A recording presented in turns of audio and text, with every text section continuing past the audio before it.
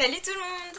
J'espère que vous allez bien. On se retrouve aujourd'hui pour une nouvelle vidéo et je pense que ce sera la dernière vidéo dans laquelle je vais vous présenter les différentes façons d'exercer d'une sage-femme. Donc je vous ai déjà fait plusieurs vidéos sur le sujet, donc en salle de naissance, en suite de couche, en libéral, et là aujourd'hui je vais m'attaquer à deux services en une seule vidéo qui sont les grossesses pathologiques et les urgences. Donc on va commencer par les grossesses pathologiques. Je vous mettrai ici la minute à laquelle je parle des urgences si vous voulez passer les grossesses patho et aller direct aux urgences. Du coup, au niveau des grossesses pathologiques, c'est un service qui ne va exister que dans les maternités de niveau 3. Donc typiquement le CHU de Pellegrin c'est un niveau 3, donc on a un service de grossesse pathologique. C'est un service qui est un petit peu fait sur le même modèle que les suites de couches, c'est-à-dire que ce sont des chambres individuelles ou doubles, et des patientes qui sont hospitalisées soit temporairement, soit jusqu'à l'accouchement, à cause de certaines pathologies qu'elles ont développées pendant la grossesse. Donc je ne vais pas m'étaler là sur les différentes pathologies qu'il peut y avoir durant la grossesse. Si vous voulez, je pourrais vous faire une vidéo là-dessus, mais là je vais simplement vous présenter le service de grossesse patho et ce que nous, la sage-femme, on va faire comme boulot dans le service. Donc les patientes peuvent se retrouver admises dans le service temporairement ou non. Bon, je vais quand même vous donner quelques exemples, sinon ça va pas rimer à grand chose, mais par exemple une femme qui va saigner pendant sa grossesse, elle va forcément être hospitalisée. Alors pas forcément jusqu'à l'accouchement, on va la garder ce qu'on appelle vraiment en surveillance, donc pendant 2 jours à peu près, on va lui faire un examen clinique complet avec un interrogatoire. Est-ce que bébé bouge bien? Est-ce que vous avez des contractions? Est-ce que quand vous faites pipi ça brûle ou pas? Est-ce que vous avez perdu du liquide? Et évidemment, donc là, si c'est pour des saignements, caractériser les saignements, les regarder, hein, si oui, combien il y en a eu, donc est-ce qu'il y en a eu beaucoup, la couleur du sang, etc. etc. Et faire un petit monitoring évidemment pour écouter bébé et faire voilà, un petit examen clinique, palpation. Auscultation constante et voilà, une femme qui saigne, classiquement si après surveillance elle saigne plus pendant 48 heures, on peut la laisser rentrer chez elle, bien sûr avec un suivi à domicile, mais on peut la laisser rentrer chez elle. Elle peut être admise par exemple pour rupture prématurée des membranes. Là par contre, elle va rester hospitalisée jusqu'à l'accouchement. La rupture prématurée des membranes, c'est une perte des os, donc une rupture des membranes amniotiques, donc avec un écoulement de liquide amniotique qui va survenir avant 37 semaines d'aménorrhée, donc quand l'enfant est encore prématuré. Et contrairement à ce qu'on peut voir dans les films, c'est pas parce qu'une femme va perdre les os qu'elle va accoucher.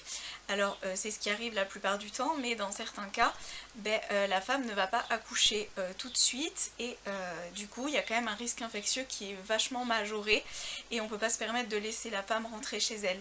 Du coup elle va rester à la maternité jusqu'à 37 semaines, jusqu'à ce qu'on puisse déclencher l'accouchement. Voilà, donc par exemple si elle perd les os sans se mettre en travail, j'ai n'importe quoi, à 35 semaines d'aménorrhée, on va pas la laisser rentrer chez elle, elle va rester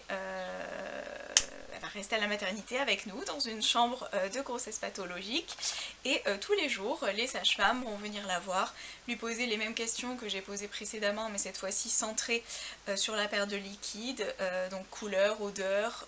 Nous on va regarder, on va objectiver les pertes et faire attention là typiquement aux signes infectieux, et on va faire ça tous les jours jusqu'à ce qu'on puisse déclencher l'accouchement à 37 semaines par exemple.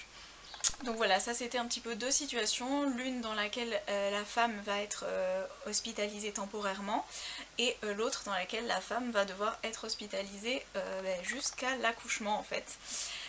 Donc bien sûr, pour certaines pathologies, on pourra en plus donner des traitements. Par exemple, si la femme est hospitalisée pour prééclampsie, donc c'est une pathologie souvent qui arrive en fin de grossesse, qui associe de la protéinurie dans les urines et de la tension.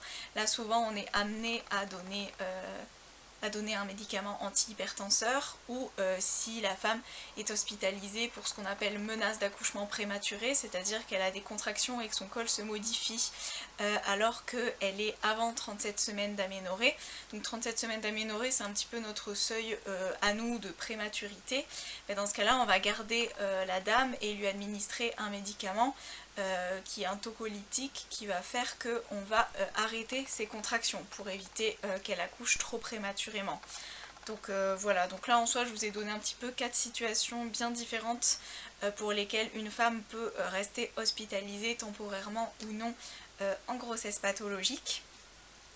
Et du coup, comme je vous ai expliqué, nous, sages-femmes, notre rôle, c'est que tous les jours, ces femmes qui sont en grossesse pathologique, on fait un petit tour, donc interrogatoire, examen clinique, prise de constante, monitoring, un ou plusieurs dans la journée selon la pathologie pour laquelle la maman est présente, et également des médicaments ou des soins spécifiques à certaines pathologies. Ce qui est intéressant dans ce service, franchement, et que j'ai beaucoup aimé, c'est que c'est varié dans le sens où il y a pas mal de pathologies différentes pour lesquelles une femme peut être admise dans ce service, et du coup il faut réfléchir vraiment à chaque pathologie, à cibler vraiment son interrogatoire et son examen clinique pour vraiment prendre en charge correctement la pathologie.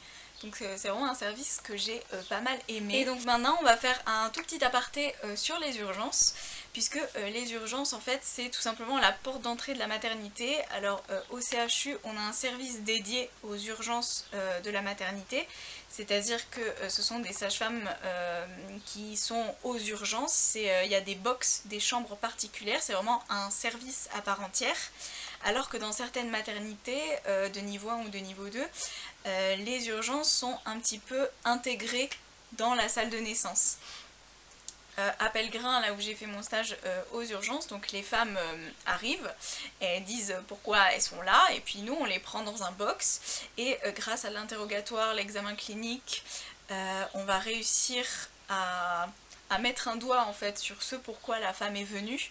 Alors la plupart du temps c'est pour perte des os ou suspicion de perte des os. Donc là on a des petits tests en fait, des petits cotons-tiges qui nous disent si oui ou non la maman a perdu les os ou pas. Ou tout simplement elles viennent pour des mises en travail spontanées en fait. Elles disent j'ai des contractions depuis tant de temps, voilà, j'ai pris spasmon Doliprane, douche chaude, ça n'a rien changé, ça contracte, j'ai mal de pire en pire. Et donc nous on va faire examen clinique, interrogatoire, on examine, et effectivement si la dame est en travail, on la passe ensuite en salle de naissance. Donc ça c'est les cas les plus classiques. Mais après les dames peuvent venir pour saignement, pour tension, et du coup c'est pour ça aussi que j'ai voulu coupler un petit peu grossesse patho et urgence. C'est soit on renvoie la dame chez elle parce que elle n'est pas en travail, ou c'était pas du tout la poche des os mais plutôt des fuites d'urine, ou je sais pas, de l'eau de la piscine, bon bref, elle n'a pas perdu les os. Ou alors elle va en salle de naissance parce qu'effectivement elle est en travail. Ou alors on va détecter une pathologie, c'est-à-dire qu'on va dire effectivement madame vous avez de la tension, vous avez de la protéine dans les urines, il va falloir monter en grossesse patho et vous allez rester avec nous. Ou effectivement madame vous avez perdu les os mais vous êtes avant 37 semaines donc nous allons vous garder en chambre. Donc voilà, les urgences en fait c'est un petit peu la porte d'entrée de la maternité, il n'y a pas trop grand chose à dire dessus. Au CHU en tout cas, c'est couplé aux urgences gynécologiques, donc on a toujours un interne, des externes, donc c'est hyper enrichissant, j'ai adoré mon stage aux urgences. On peut vachement discuter avec interne, externe, les sages-femmes quand on est étudiante sage-femme, et ça nous permet vraiment d'être entre guillemets dans l'urgence, même si là encore moi je m'attendais à un truc de fou, j'avais trop peur de ce stage, je m'attendais à avoir des hématomes rétropplacentaires, donc c'est un truc très grave où le placenta se décolle, ça saigne, un hématome et l'enfant peut décéder.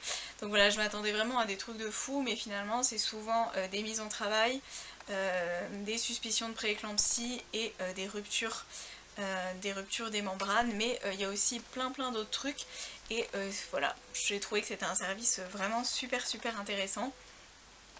Donc si vous avez encore des questions, que ce soit sur le service de grossesse patho, sur les urgences, ou que vous voulez que voilà, je vous fasse une petite vidéo sur les pathologies des grossesses les plus fréquentes, celles qu'on retrouve le plus en grossesse pathologique, n'hésitez pas, je me ferai une joie de vous faire cette vidéo. Donc j'espère vraiment que ça vous aura plu, que ça vous aura appris certains trucs, et on se retrouve très bientôt pour une prochaine vidéo. Ciao!